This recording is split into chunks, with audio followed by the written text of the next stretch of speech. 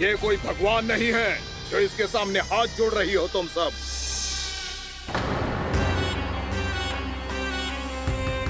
एक सामान्य साधारण बालक है ये, जो ये तक नहीं जानता कि इसके सामने है इसका काल, कालिया। तू कौन है बालक? मेरे इतने निकट आकर भी तू जीवित कैसे है? मेरी नहीं, अपनी चिंता करो कालिया। बहुत मनमानी कर ली तुमने। अब बस मैं तुम्हें रोकना हूँ। अब बस मैं तुम्हें रोकना हूँ। मैं तुम्हें रोकना हूँ। बित्ते भर का है तू, मेरे विष के बारे में जानता ही क्या है? और कहता है मुझे रोकने आया है। किससे? किससे रोकना चाहता है तू मुझे? मुझे क्रोध दिलाने की भूल मत कर बालक। अपनी फुंकार से ही तेरी इस मुस्कुराहट को अंतिम मुस्कुराहट बना सकता हूं मैं। शीघ्र बता, कौन है तू और किसने भेजा है तुझे? तुम्हें आवाज भी है कि अपनी पुकारों से तुम कितना विष भूल चुके हो। पवित्र यमुना नदी को कितना दूषित कर दिया तुमने। और यही नहीं, तुम्हारे कारण निकट के जीव जंतुओं, वृक्ष, वनस्पतियों सबको हानि पहुंच रही है। तो क्या? मुझे उससे क्या? मुझे है, मुझे है। आपत्ति है मुझे तुम्हारी इस व्यवहार से, और इसीलिए तुम्हें यहाँ से जाना होगा, यहाँ से जाना होगा।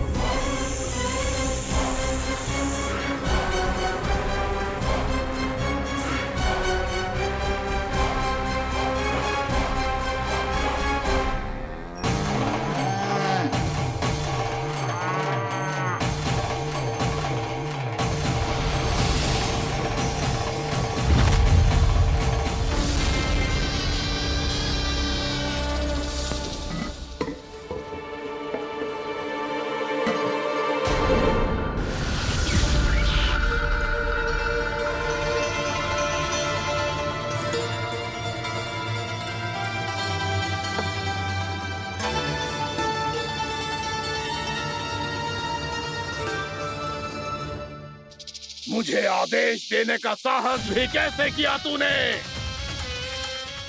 इस क्षेत्र को मैंने अपना राज्य बनाया है, मेरा परिवार रहता है यहाँ, और तू मुझे यहाँ से जाने के लिए कह रहा है? हाँ, क्योंकि तुम्हारे यहाँ रहने के कारण अन्य जीवों को हानि हो रही है, और मैं ऐसा नहीं होने दे सकता। मैं तो बस वही कर रहा हूँ जो एक सर्प का स्वभाव है। विष फैलाना स्वाभाविक है मेरे लिए, इसलिए मुझे चुनौती मत दे बालक। चुनौती तो मैं दे चुका हूँ कालिया। अब तो बस तुम्हें स्वीकार करनी है।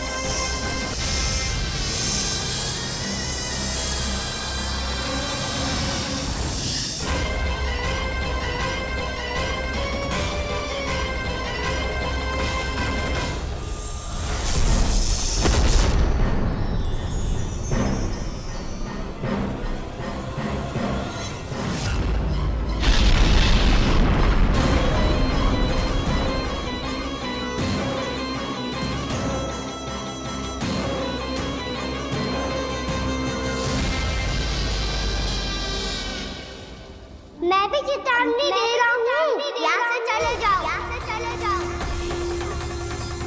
अपनी भूल को पहचानो कालिया। तुम जो कर रहे हो अनुचित है।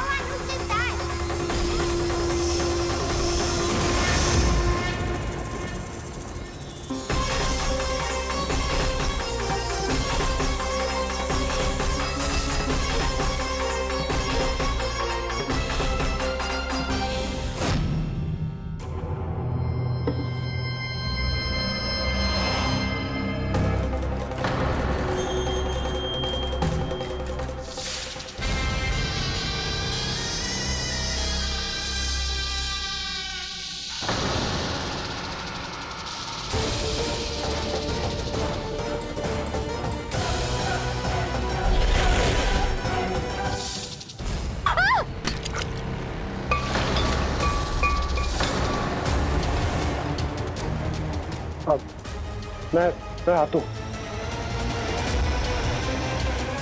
क्या हो गया सुधा? मुझे आवाज हो रहा है जी, कछु ना कछु गड़बड़ है। यशोदा, जो समस्या हमारे सामने है, हम सभी उसका समाधान खोजने में जुटे। तो तुम विश्वास करो, मैं कोई ना कोई समाधान अवश्य ढूंढ लूंगा। हम कैसे भी करके वो कमल के पुष्प उस कंस तक पहुंचा देंगे। नाना, समस्या उससे कहीं अधिक है, उससे कहीं अधिक बड़ी, उससे कहीं अधिक भयानक है।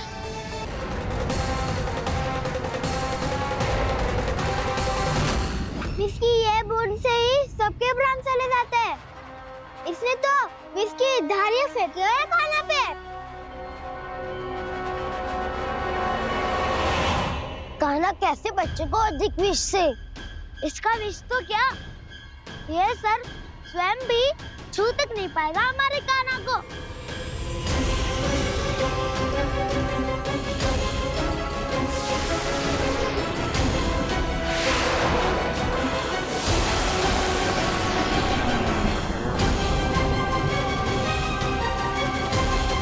तुम्हारे सखा को, मेरे भाई को कोई हानि नहीं पहुंचा पाएगा। ये कान्हा का सत्य चाहे जो हो बलराम, पर अभी तो जो एक बालक ही है ना।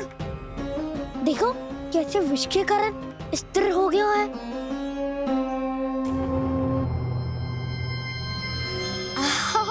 हाउ सर्फ ने कितनी आसानी से अपनी पूंछ से बांध लिया है। मुझे यहाँ से भगाना चाहता था ना तू? अब मैं तुझे दिखाऊंगा अपना सामर्थ्य। ये मूर्ख किसे बांधना चाहता है अपनी पूंछ में? उन्हें जिनका विस्तार सारे ब्रह्मांड में है, या उन्हें जो स्वयं अनंत है? पर देवराज, प्रभु ऐसा करने ही क्यों दे रहे हैं कालिया को? आप सब भूल रहे हैं देवगण, कालिया पूर्व जन्म में प्रभु का बहुत बड़ा भक्त था। उसी भक्ति का फल मिल रहा है अब इसे। वैसे भी भक्तों के मन का भाव सबल हो तो भगवान तो सहज ही बंध जाते।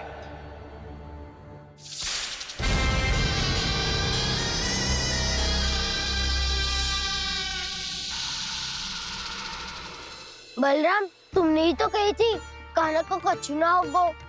देखो दुष्ट ने चारों ओर से जकड़ लियो है।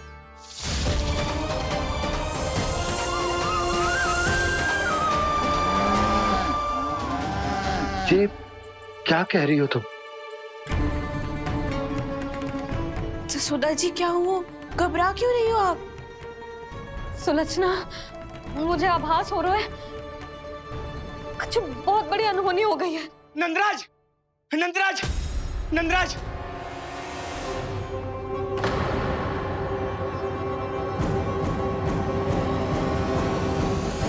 नंदराज, कान्हा ने जमदग्नि नदी में छलांग लगा दी है।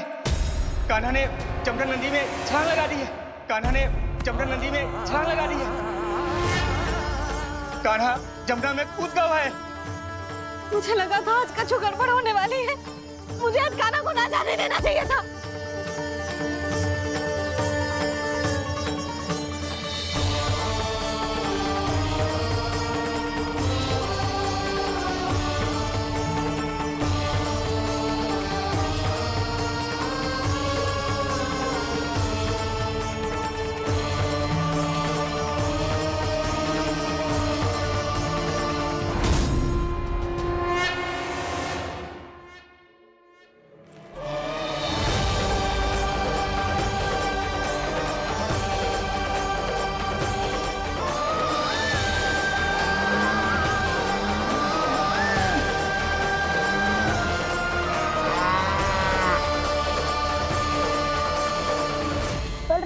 कछु करो ना।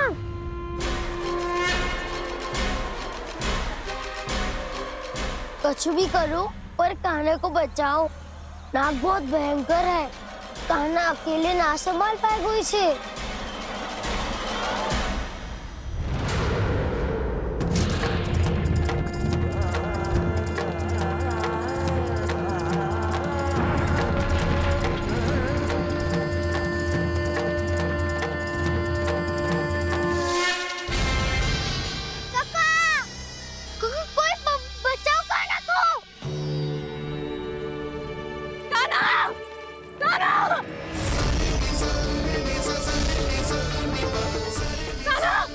यशोदा रुको। छोड़ दो मुझे, छोड़ दो मुझे। जीजी संभालो, बावली हो गई क्या? जीजी संभालो। कान्हा, कान्हा।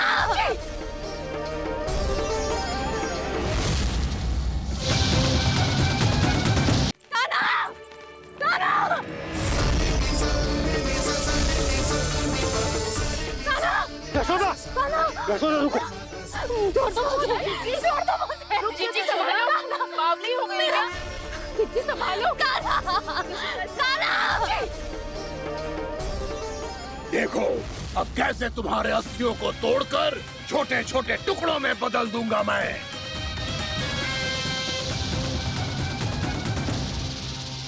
सुदाची, आप जाओगी तो आप भी फंस जाओगी। अपने लल्ला के लिए मैं किसी भी संकट का सामना करने के लिए तैयार हूँ। छोड़ो ना यशोदा, हमें कोई और उपाय खोजना पड़ेगा। कोई और उपाय? आप देख ना रही मेरा कान्हा किस दशा में है।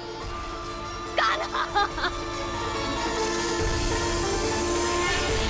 भैया के वश में नहीं है, नहीं तो ये अपने लल्ला के लिए साक्षात काल का भी सामना कर ले। ये तो केवल कालिया नाग है। हे नागराज, आप मेरे प्राण ले लो, पर कान्हा को छोड़ दो। ना नागराज, आप मेरे प्राण ले लो, मैं विरोध भी ना करूंगी। ना नागराज, आप मुझे मार दो, पर मेरे कान्हा को छोड़ दो। ना ना ना ना नागराज, मेरे प्राण ले लो, हमारे कान्हा से क्या शत्रुता है आपकी? प्रभु के लिए जो प्रेम यशोदा मैया के हृदय में है, वही इन सभी गोपियों के हृदय में भी है।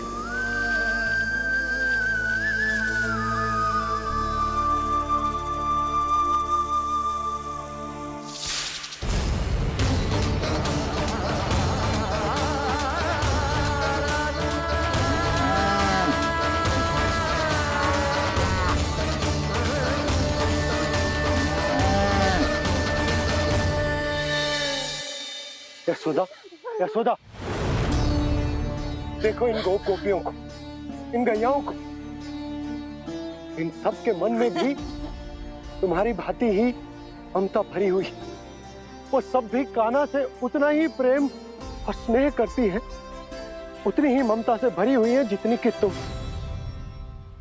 तो तुम ही सोचो, जिसके साथ इतनी ममता और इतना स्नेह, इतना प्रेम, उसका कोई क्या कर सकता है? उस काले नाग का वेश इस सब आशीर्वादों के सामने कछु न है। कछु करो जी। उसे बोलो वो मेरे प्राण ले ले, मेरे कान्हा को छोड़ दे। यशोदा,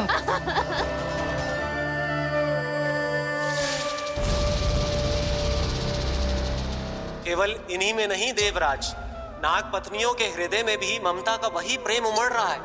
देखिए। मैं आपके हाथ जोड़ती हूँ स्वामी, इस बालक को छोड़ दीजिए। ये अवश्य ही कोई दिव्य आत्मा है स्वामी। हम आपसे विनती करते हैं स्वामी, इस नन्हे बालक को हानि मत पहुंचाइए स्वामी। मेरी पत्नियां मेरे ही शत्रु के लिए विनती कर रही हैं। अब यदि इसके पक्ष में एक शब्द भी कहा तुम सबने, तो मैं इस बालक से पहले तुम सबके प्राण ले लूंगा। हो रहा प्रसन्न नाग कालिया, विजय को निश्चित जान। रोते बिलखते व्याकुल सब, संकट में देख कान्हा के प्राण।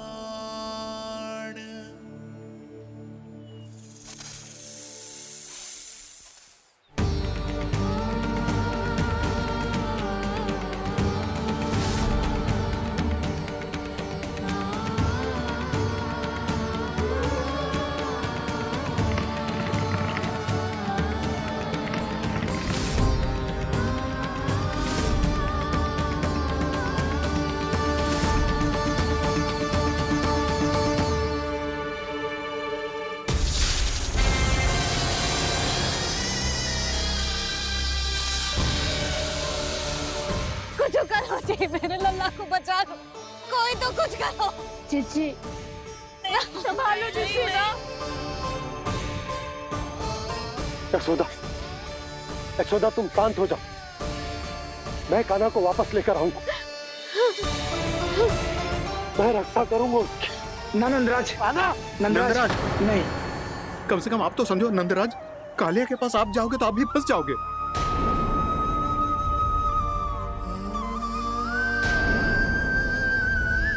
बलराम, तेरा भाई इतनी भीषण संकट में है और तुझे जरा भी दुख ना हो रहा?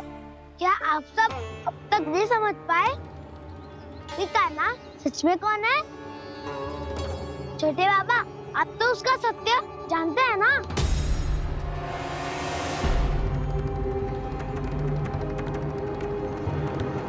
मानता हूँ कि आप सब कान्हा के रहस्य के बारे में नहीं जानते, पर क्या उसके जन्म से आज तक घटी एक से बढ़कर एक विचित्र घटनाओं को भी भूल गए हैं आप सब?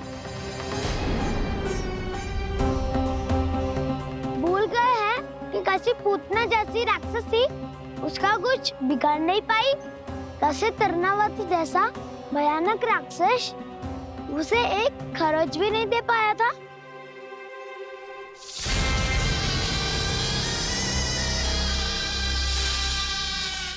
आप सबने अपनी आंखों से देखा था ना, बकासुर से कान्हा की रक्षा करने देवता स्वयं आए थे, पर सत्य तो ये है कि वो सभी देवता भी उस असुर के सामने असमर्थ हो गए थे। तब कान्हा ने बहुत ही आसानी से उस भयंकर असुर का वध किया था, एक ही बार में धराशायी कर दिया था उसे। तो आप सभी सोचिए, बार बार ऐसे असाधारण कार्य करने वाला बालक साधारण कैसे हो सकता है? अब तो आरंभ से ही सारा सत्य जानते हैं छोटे बाबा। रहस्य छुपाने में सदैव कान्हा की सहायता करते आए हैं आप, और आज आप स्वयं ही उसके सत्य को भूल रहे हैं। और तुम सब भी तो जानते हो कान्हा की शक्तियों के बारे में, तो क्या तनिक भी विश्वास ना है अपने सखा पे? बलराम, तू क्या कह रहे है? मैंने जो कहा उसका एक एक शब्द सत्य है छोटी माँ। यदि प्रभु की इच्छा हुई तभी कुछ ही क्षणों में सब कुछ अपनी आंखों से स्वयं अनुभव कर लेंगे आप।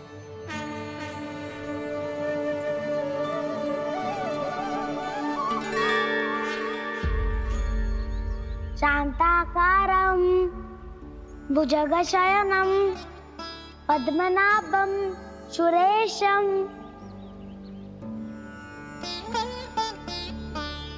विश्वाधारं गगनसदृशं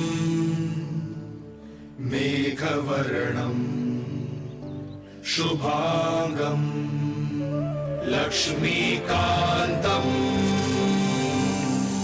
कमलनयनं योगी वीरध्यानगम्यं वन्दे विष्णुं भवभयहरं सर्वलोकैकनाथम्।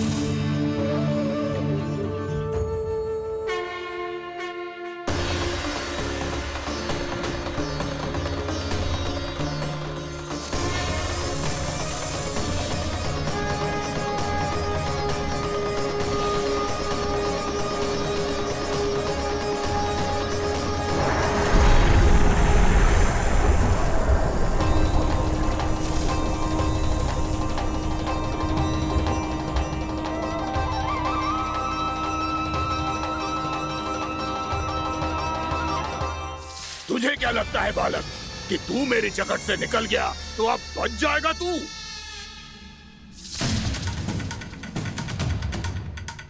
मेरे विष से अपनी प्राण रक्षा करने में सफल रहा, मेरी जकड़ से भी छूट गया, पर मेरे दंश से नहीं बच पाएगा।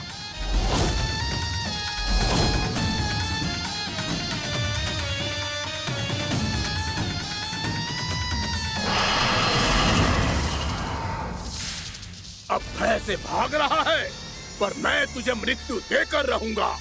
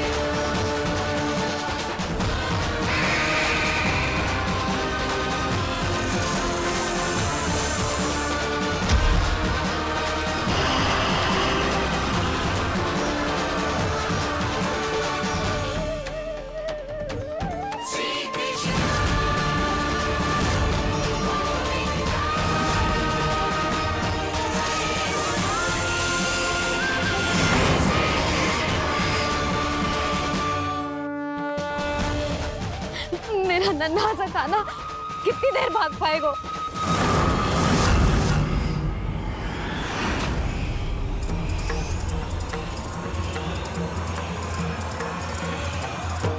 और कितनी प्रतीक्षा करोगे मेरी भक्त कालिया? भक्त नहीं, काल हूँ मैं तेरा। जब अहंकार का मुकुट बुद्धि को ढक लेता है, तो भक्त अपने भगवान को भी नहीं पहचान पाता। व्यर्थ की पहेली में मत उलझा बालक। ना मैं भक्त हूँ और ना तू भगवान।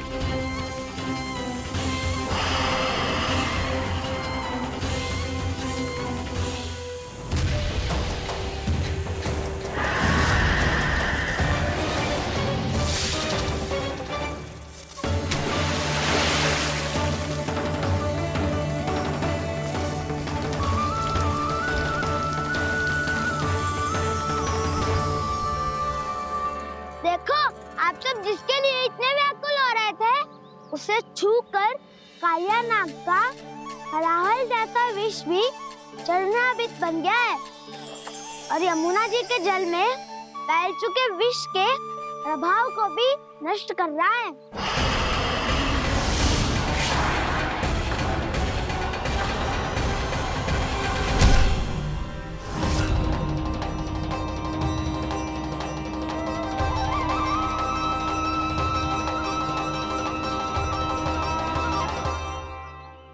धर्म रक्षक अधर्म विनाशक प्रभु श्री कृष्ण का कौशल सचमुच अद्वितीय है।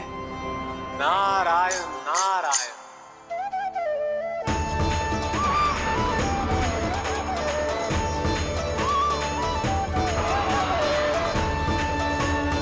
मेरा भार तुम्हारे भीतर के अहंकार का प्रतीक है कालिया।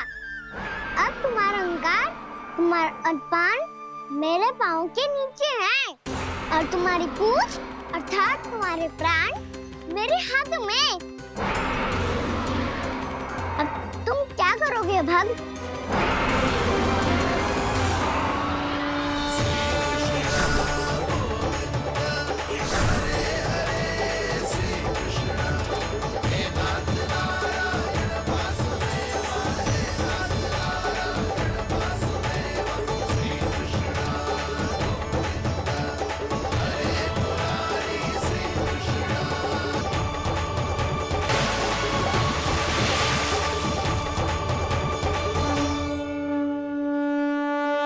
प्रभु, भले ये आपको पहचानने में असमर्थ हो, पर हम सब ने आपको पहचान लिया है।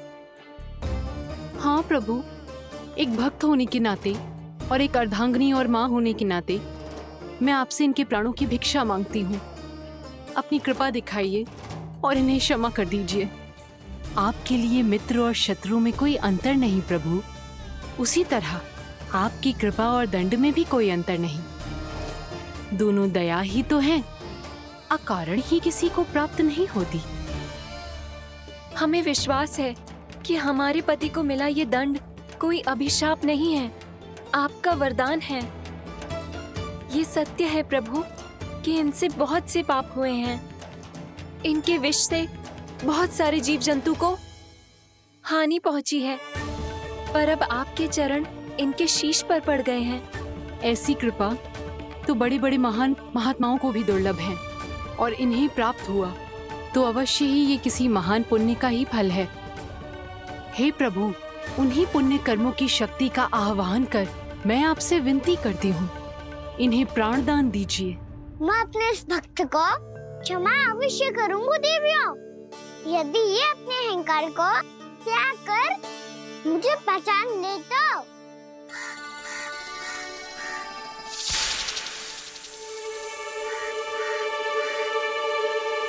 मैं तुम्हें श्राप देता हूँ, जितनी विषैली तुम्हारी जिह्वा है उतने ही विषैले सर्प बन जाओ तुम।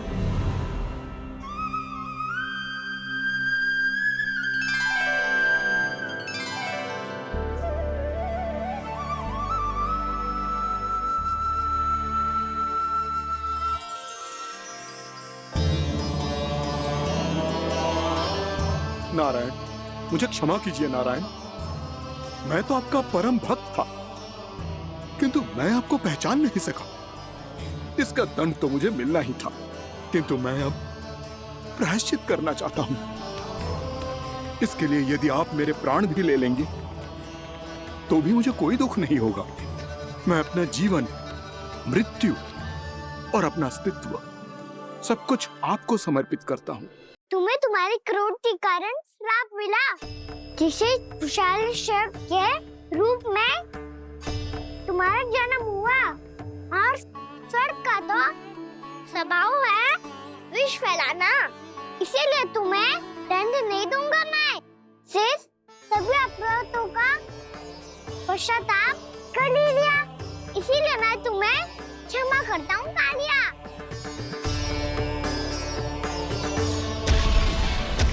पर तुम्हें यहाँ से दूर समुद्र के बीच जाकर रहना होगा, जहाँ किसी निर्दोष का जीवन तुम्हारे विष से प्रभावित ना हो। मैं चाहकर भी आपकी इस आज्ञा का पालन नहीं कर सकता।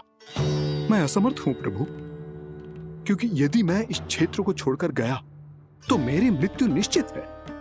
आपसे क्या छुपा है प्रभु? आप तो जानते हैं कि सर्प जाति और आपके वाहन गरुड़ के बीच अनंत शत्रुता चल रही है, जिसका प्रारंभ नागों के द्वीप नागालय से हुआ था। उस द्वीप पर छोटे जीवों को निगल जाने के लिए सर्प थे, और गरुड़ को सर्पों का स्वाद बहुत प्रिय था, इसलिए वो बार बार नागद्वीप जाने लगा था। पर इस कारण पूरी सर्प जाति उससे आतंकित हो गई थी। इसलिए जब भी गरुड़ वहाँ पहुँचता तो सभी सर्प छिपने लगते। जब गरुड़ को इसका आभास हुआ तो उसे बड़ा क्रोध आया और वो उत्तेजना में भरकर सर्पों का शिकार करने लगा। भूख ना होने पर भी उन्हें मारने लगा। अब सर्पों के प्राण हरना उसके लिए खेल बन गया था।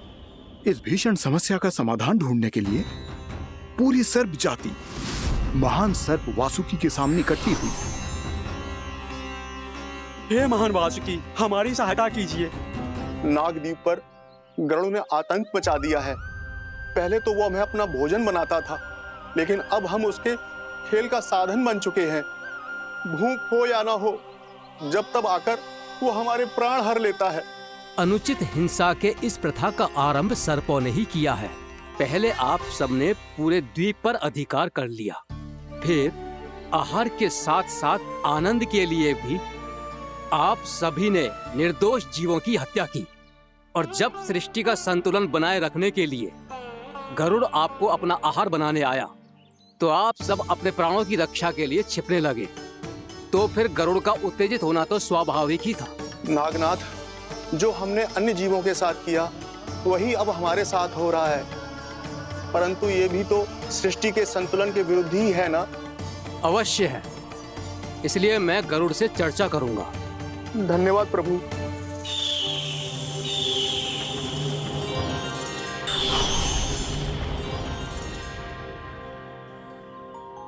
श्री नारायण के वाहन पक्षीराज गरुड़, मैं संपूर्ण सर्प जाति की ओर से आपसे एक निवेदन करने आया हूँ। कहिए, क्या कहना चाहते हैं आप? हे पक्षीराज, यदि आप हम पर ऐसे ही आक्रमण करते रहे तो शीघ्र ही हमारी प्रजाति समाप्त हो जाएगी। इसीलिए हमारी आपसे विनती है, यदि आप उचित समझें तो सर्पों के किसी एक घर से हम आपको एक सर्प प्रतिदिन अर्पित करेंगे। आप उसको आहार बनाइए और अन्य सर्पों को जीवित रहने का अधिकार दीजिए। मुझे स्वीकार है। तब से प्रतिदिन किसी एक घर से एक सर्प गरुड़ के भोजन के लिए भेजा जाने लगा। समय के साथ मेरे घर की भी बारी आई, परंतु मैंने एक बहुत बड़ी भूल कर दी। समय आ गया है स्वामी, आज गरुड़ के आहार के लिए इसे चुना गया है। कौन है यह गरुड़ और क्यों दूं मैं इसे कोई भेंट? स्वामी, सभी सर्प राज्यों और गरुड़ के बीच में यही समझौता हुआ है, हमें इसका सम्मान करना ही होगा। मैंने कोई समझौता नहीं किया, मैंने कोई वचन नहीं दिया और ना ही मैं किसी गरुड़ से भयभीत होता हूँ। यदि इस राज्य में किसी को सर्पों को अपना आहार बनाने का अधिकार है तो वो केवल मुझे है। अब से गरुड़ को दी जाने वाली हर भेंट मुझे दी जाएगी, महाविषधारी महान नागराज कालिया को। यह और कुछ नहीं, मेरा अभिमान था प्रभु, और ये मेरे इस जन्म की सबसे बड़ी भूल थी, क्योंकि फिर जब गरुड़ को इस बारे में पता चला तो। कालिया, अभिमान में आकर तूने अपने काल को ललकारा है। जिस कालिया के नाम में ही काल छिपा है, तू उसे ललकारने का दुस्साहस कर रहा है गरुड़। स्वयं को भगवान विष्णु का वाहन कहता है तो वाहन का ही कर्म कर। स्मरण रख, इस धरती के सर्वश्रेष्ठ योद्धाओं के लिए भी मैं मृत्यु का दूत हूँ। विनाश काले विपरीत बुद्धि, तुझ जैसे मूर्ख सदा इस युक्ति को सार्थक करते आए हैं। अपने विनाश को आमंत्रण किया है तो अब भोग।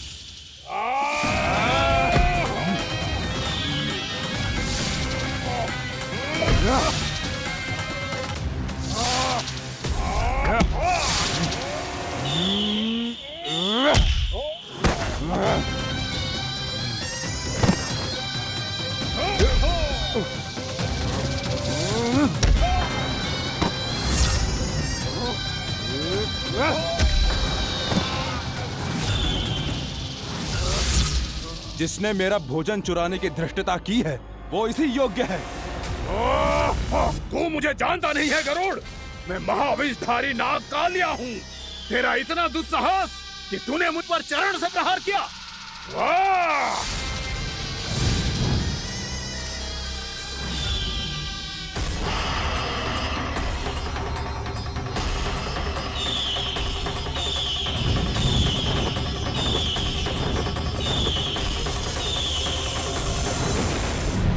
मैं अपने अभिमान में भूल गया था कि गरुड़ मुझसे कहीं अधिक शक्तिशाली है।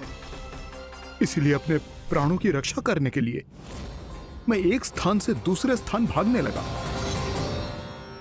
नदियां, पर्वत, यहां तक कि मैंने सागर भी लांघ डाला, पर मैं जहां भी जाता गरुड़ के रूप में मेरा काल वहीं आ जाता।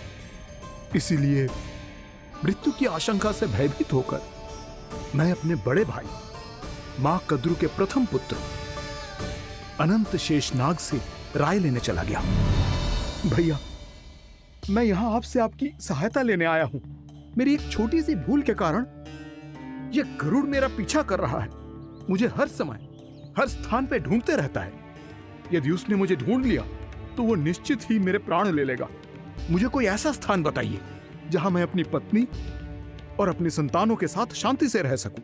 तुम यमुना नदी के किनारे वृंदावन क्षेत्र में जाके वास करो कालिया। गरुड़ वहां प्रवेश नहीं कर सकता क्योंकि उसे ऋषि सोबरी का श्राप मिला हुआ है।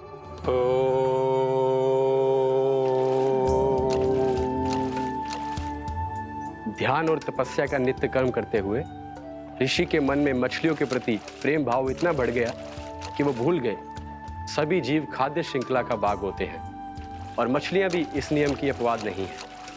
उन्हें मछलियों की अटखेली इतनी अच्छी लगने लगी कि वो इस क्षेत्र के मछुआरों को भी मछली पकड़ने की अनुमति नहीं देते थे।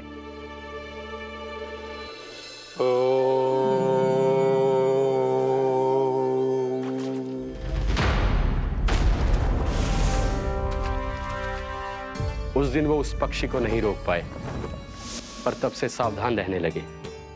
यहां तक कि अपने साधना से भी अधिक ध्यान वो पक्षियों पर केंद्रित करने लगे। ठहरो! इसी क्षण अपनी चोंच में पकड़ी इस मछली को छोड़ दो। तुम्हें इन मछलियों का आहार नहीं करना चाहिए पक्षीराज। ये तो खाद्य श्रृंखला का नियम है ऋषिवर। यदि मैं इनका आहार नहीं करूंगा तो कोई और पक्षी कर लेगा। मैं अपने आनंद या प्रतिशोध के लिए इनके प्राण नहीं ले रहा। ये तो बस मेरा भोजन है। पर यह मेरा तपस्या स्थल है। तुम यहाँ शिकार करके मेरी साधना में विघ्न नहीं डाल सकते पक्षीराज। यदि आपकी यही इच्छा है तो मैं आज के बाद यहाँ नहीं आऊंगा।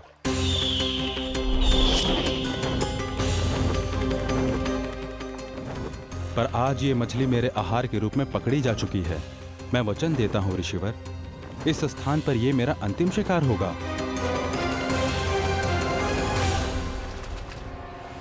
आज के बाद यदि तुमने वृंदावन की निकट उड़ान भी भरी तो तुम सैकड़ों टुकड़ों में फटकर मारे जाओगे पक्षीराज। ये मेरा श्राप है।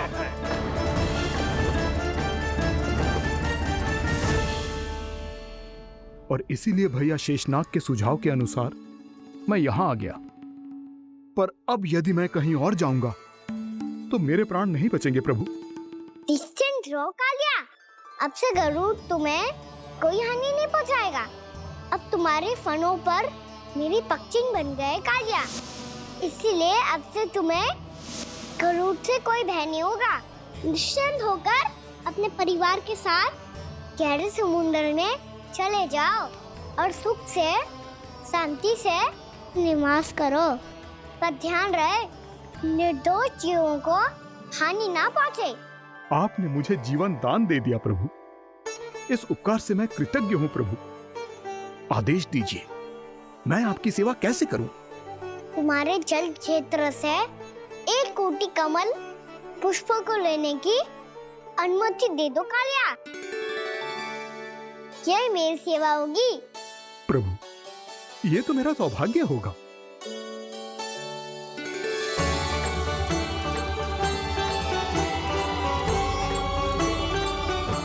एक कोटि के स्थान पर हम 3 कोटि कमल पुष्प ले आए प्रभु। मैं तुम्हारी सेवा भाव से प्रसन्न हुआ कालिया। रमनाक द्वीप पर चले जाओ ताकि तुम्हारे कारण फिर कभी किसी निर्दोष जीव को हानि ना पहुंचे और न ही तुम्हारा विष मेरे प्रिय यमुना नदी के जल को दूषित कर पाए। मैं तुम्हें आशीर्वाद देता हूँ। आज यहाँ मेरे द्वारा तुम्हें दिए गए इस आदेश का स्मरण जो भी भक्त करेगा और प्रातः काल और संध्या काल में इसका उच्चारण करेगा, उसे फिर कभी किसी संकट से कोई भय नहीं होगा। ये स्थान अब से काला कुंड के नाम से जाना जाएगा। यहाँ पर स्नान करने वाला और देवताओं को इस क्षेत्र से जल का अर्घ्य देकर प्रसन्न करने वाला भक्त यदि मेरा स्मरण करके पा सकेगा तो वो अपने सभी पापों से शीघ्र मुक्त हो जाएगा।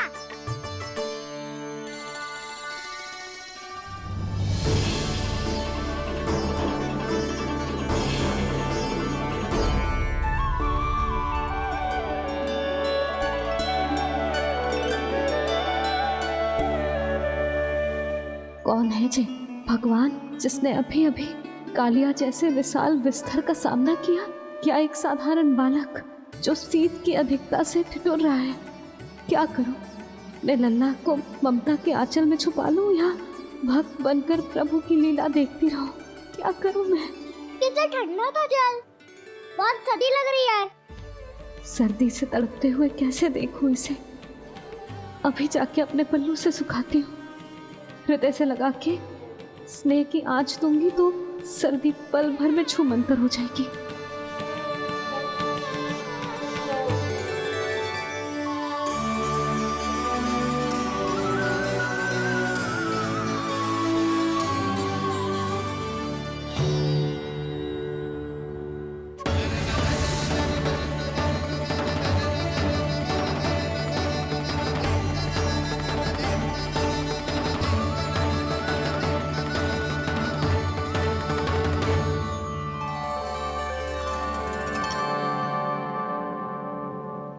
मेरी आवश्यकता ना है इसे, ये तो सच्ची में भगवान ही है जिसकी ठंड दूर करने के लिए स्वयं द्वादश आदित्य प्रकट हो गए हैं।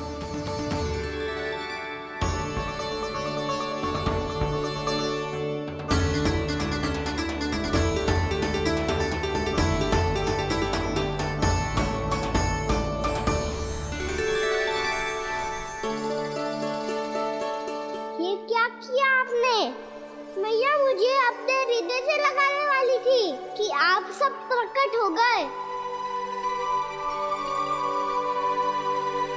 क्षमा कीजिए प्रभु, पर आपको भीगा हुआ देखकर, ठंड से ठिठुरता हुआ देखकर हमसे रहा नहीं गया। हम अपने वश में नहीं थे प्रभु।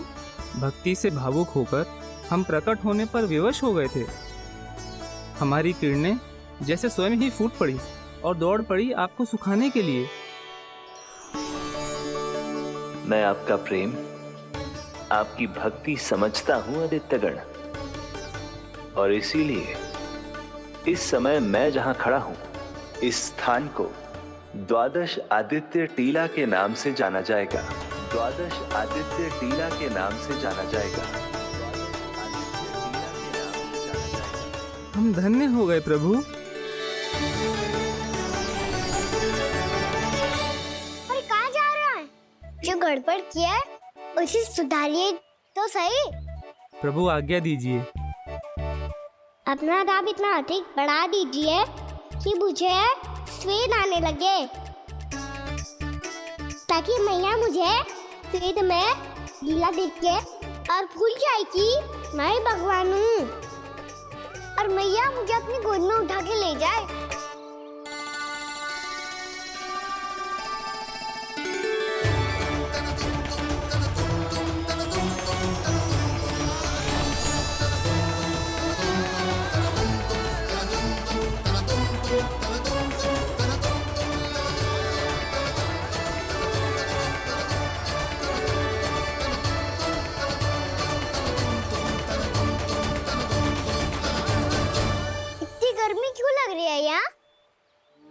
स्वेद की एक बूंद भी आती थी तो मैं अपना आंचल लेकर पहुंच जाती थी इसके पास। जानती ही नहीं थी कि चेतु स्वयं वायुदेव को आदेश दे सकता है कि वो बहने लगे और उसका सारा स्वेद सुखा दे। वायुदेव की आवश्यकता नहीं है मैया, मुझे आप ही चाहिए। लगता है जिस बात का है था वही सत्य होने लगी है। भैया मेरे भगवान रूप को भूल नहीं पाएगी, और अब मेरे लिए उनके सत्य छुपा कर रख पाना कठिन हो जाएगा। कृष्णा कृष्णा हरे कृष्णा कृष्णा कृष्णा मुरली मनोहर कृष्णा गोपाला गोविंदा हे दामोदरा।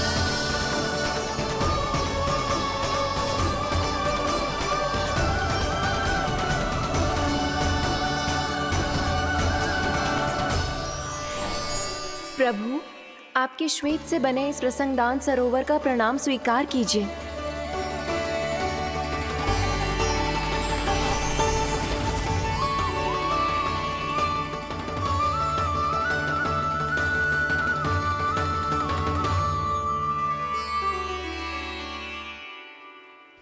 इस चमत्कार को देखकर मैया को और भी अधिक विश्वास हो जाएगा कि मैं भगवान ही हूँ। अब कैसे मनाऊं मैया को कि मैं इनका लाई हूँ। बाबा है ना, अब तो यही सहायता करेंगे। श्री कृष्ण गोविंद हरे हरे श्री कृष्ण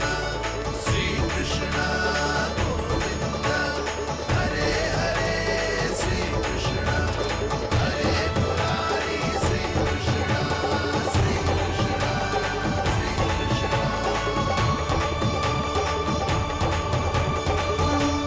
तो 3 कोटि कमल पुष्पों का प्रबंध कर दिया है और चिंता करने की आवश्यकता ना है।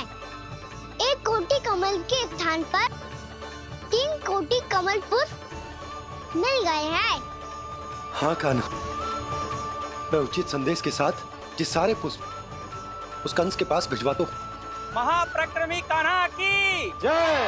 वृंदावन रक्षक कान्हा की जय। महाप्रक्रमी कान्हा की जय।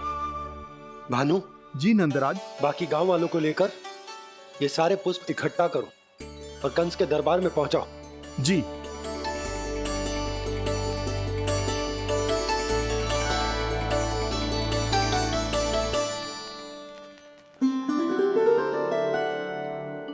मैया, कौन हो तुम? मुझे पता था मैया, जब आपको सत्य पता चलेगा तो आप मुझे मैया की तरह स्नेह ना कर पाओगी, इसलिए आज तक सत्य छुपाता आया हूँ ताकि आपकी ममता, आपका प्रेम अनुभव करने का अवसर मिलता हुआ मुझे। और फिर आज को बताया था ना, जो रहस्य तुमने बरसों तक छिपाया था उसका भेद खुलने में तुम्हारा ही योगदान है। मुझे कालिया के शीश पर अपने पद चिन्ह रखकर उसे मुक्त कराना था दाऊ, वचन दिया था मैंने उसे। इसके अतिरिक्त निर्दोष पशु पक्षियों के जीवन को कालिया के विष से ही बचाना था मुझे। इसमें कंस को तो सम्मिलित करना ही था, ताकि जब मैं कालिया का सामना कर रहा हूँ तो वो किसी और असुर को समस्या बनाकर वृंदावन ना भेज दे। पर इस सबसे बड़ा एक कारण और था दाऊ, मैं चाहता था कि मैया को सत्य पता चल जाए। पर क्यों कहा ना? क्योंकि मुझे लगने लगा था कि मैया से ये रहस्य छुपाकर इनके साथ धोखा कर रहा हूँ। अपराध बोध से दबा जा रहा था मैं। को बाबा को सभी को पता है, यहाँ तक कि मेरे सखा भी जानते हैं। वो सत्ता मैंने मैया से छुपाया केवल इसी लोक में कि मुझे इनकी ममता प्राप्त होती रहे। पर ऐसा करके मैं अपने से निस्वार्थ प्रेम करने वाली मैया को धोखा दे रहा था। आप ही बताओ दाऊ, जो इस संसार में मुझसे सबसे अधिक भरोसा करता है उसी के साथ छल कैसे कर सकता हूँ मैं? हाँ, मैं नारायण का अवतार हूँ, पर अपनी मैया का छोटा सा लल्ला भी तो हूँ।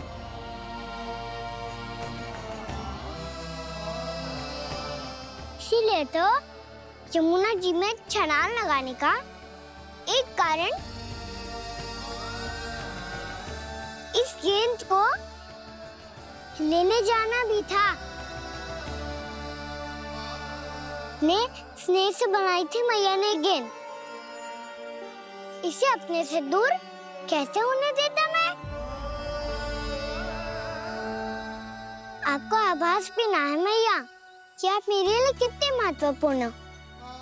ये सत्य है कि सभी देवता, प्रकृति, भक्त ये सब है मेरा ध्यान रखने के लिए, मेरी सेवा करने के लिए। पर क्या इनमें से कोई भी मेरी मैया का स्थान मिल सकता है।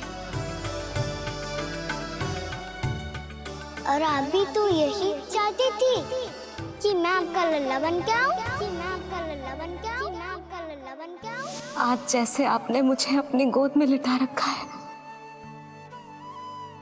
क्या कुछ ऐसा नहीं हो सकता कि शीघ्र ही मुझे आपको अपनी गोद में खिलाने का अवसर मिल जाए? मैया, नारायण का अवतार होना क्या इतनी बड़ी समस्या है कि आप हृदय से भी राह लगा सकते? मैया,